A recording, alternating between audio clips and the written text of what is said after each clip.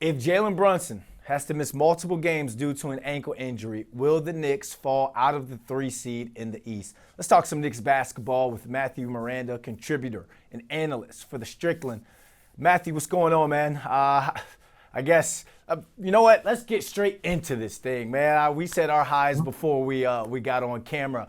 Can this Knicks team win? And I'm not just talking win a game or two here or there. Can they win meaningful games if Jalen Brunson has to miss extended time? I think they can win the games that are meaningful for the season that they're having. So, which means I think that they can navigate the rest of the road trip, after which their schedule lightens up a little. After they finish out on the West Coast, they come home for one game against Miami. Then they're at San Antonio for the Wembanyama the Spurs. They're at Charlotte. Then they come home for Washington and Dallas, who has nobody anymore. So all that, those are all their games, and then one more with the Clippers before they play the Bucks later in the month in Milwaukee, which is probably the big, if Milwaukee's going to make any kind of push to get ahead of the Knicks, that would be it. So I think the Knicks can win enough games between now and then to cement themselves over the Bucks, and hold on to that spot ahead of them. I don't know. Indiana's the team I have my eye on more, and the one that I'm a little more worried about, because Indiana has a much easier schedule than the Knicks or the Bucks, and Indiana also has three more home games left than road games, and they're really good at home. So I think the Knicks will finish still top four. I think they'll finish ahead of the Bucks, who they have the tiebreaker over anyway.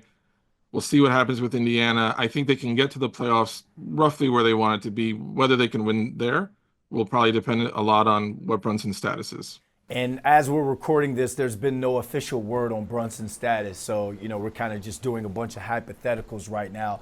Another hypothetical, I guess we could do a little role play here. If you're Tibbs, what adjustments do you make to the lineup, and who sees an increase in minutes? I would guess slash hope that it's Campaign who gets the starting spot, because I think with Deuce McBride, Deuce has been so good in the role that he has been in this season, that if you plug him into the starting lineup as a point guard, which is not really his natural position and does not play to his strengths, not only now are you trying to introduce kind of a point guard on the fly to the starters, you're also weakening your bench because you're removing McBride from the role that he's excelled in all season. I think Payne is more likely to be less of a disruptive transition at point, and I think other things you might see from Thibodeau more. I think you were going to see more Mitch and karl-Anthony Towns together. We saw more of that in the game last night. But I think now with Brunson out, you have to expect the offense will be less efficient, which means if the Knicks are going to keep putting up the points that they are, they're going to have to crash the glass and really beat some teams with size. So I think you might see more Mitch and Towns. And I think you don't be surprised to see Josh Hart running more pick and roll with Towns. It's been very successful this season. And to see Hart looking to push even more on the break. They're going to need to get easy baskets. He's their best player now at initiating transition. I think you can look for Mitch and Hart and Payne to probably be the three Knicks that you'll see more of, or more responsibility given to. All right, let's take a look back at the Lakers' loss last night. It was another game where they really couldn't close out defensively. They were up with 2 minutes left in the fourth quarter. Are you ready to hit the panic button on this team's defense? The reason I'm not is that I think, this team played about 60 games with Towns as their center, and in his wildest dreams, that's not how Tom Thibodeau wants to go into a season. Mitch has been back now 4 games. I think when he gets his legs under him and his conditioning, that's more when I'll say, okay, let's see how the defense looks, because I think the way this team is designed is to have Mitch out there and Towns, and then a couple of their elite perimeter defenders. Brunson's absence probably doesn't affect that so much, at least in the short run. But I'm not ready to give up on the defense until I see what they can do with, fingers crossed, a healthy Mitchell Robinson. You rep the Strickland. You guys have a pulse on how the fan base feels. I kind of mentioned this to you off camera. What's everybody feeling when it comes to Tom Thibodeau right now? Thibodeau's fascinating to me because a lot of the people that I knew who were most against him the first couple of years have now become like the biggest Thibodeau fans, and vice versa. I told you beforehand, I've written about it also to Strickland.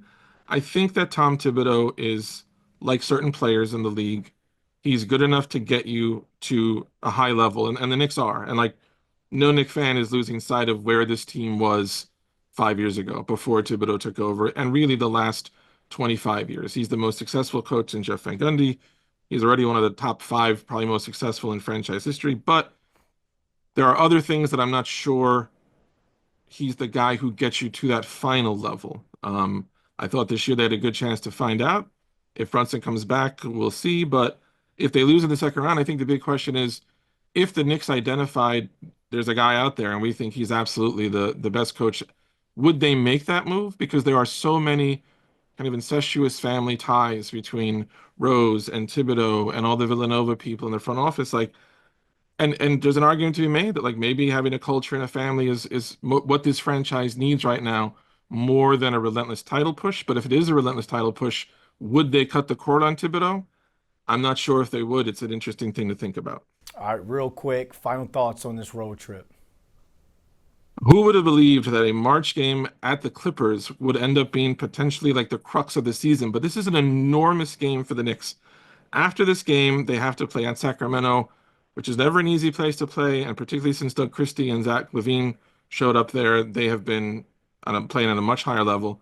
After that is Portland, which is not a pushover. If you've been watching the league this year, last couple of months, Portland has been winning a lot. They've beaten some good teams. They defensively bring it. And without Brunson, that's more of a concern.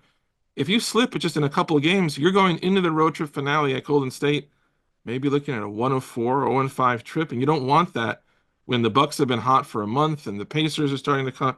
I never thought this Clipper game would be the biggest game of the year, but in some ways it is. All right, Matthew, thanks for hopping on with us, my man. Anytime, man. Thanks for having me.